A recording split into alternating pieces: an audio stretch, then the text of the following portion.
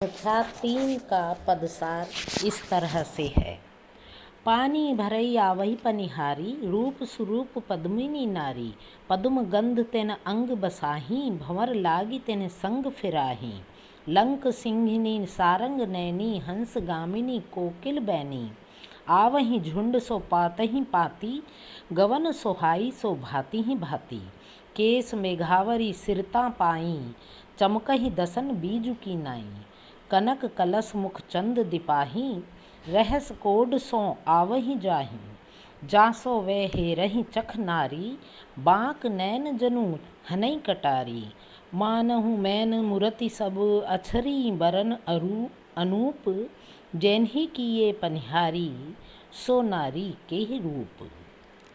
तो सिंघल द्वीप के मानसरोवर पर आने वाली पनिहारी स्त्रियों की सुंदरता का वर्णन इस पद में किया गया है।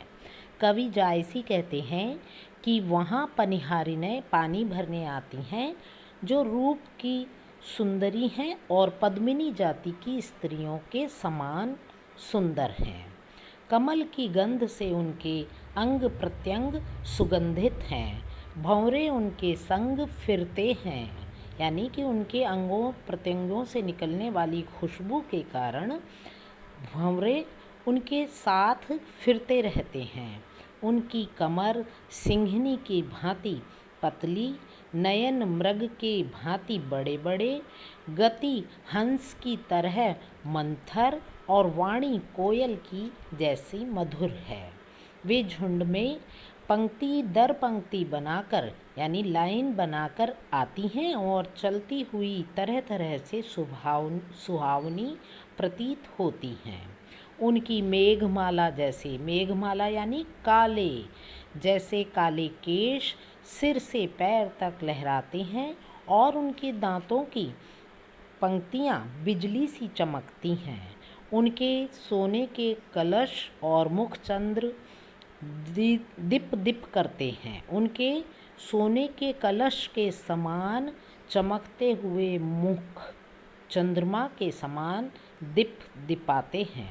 वे प्रसन्नता और कौतूहल से आती जाती रहती हैं।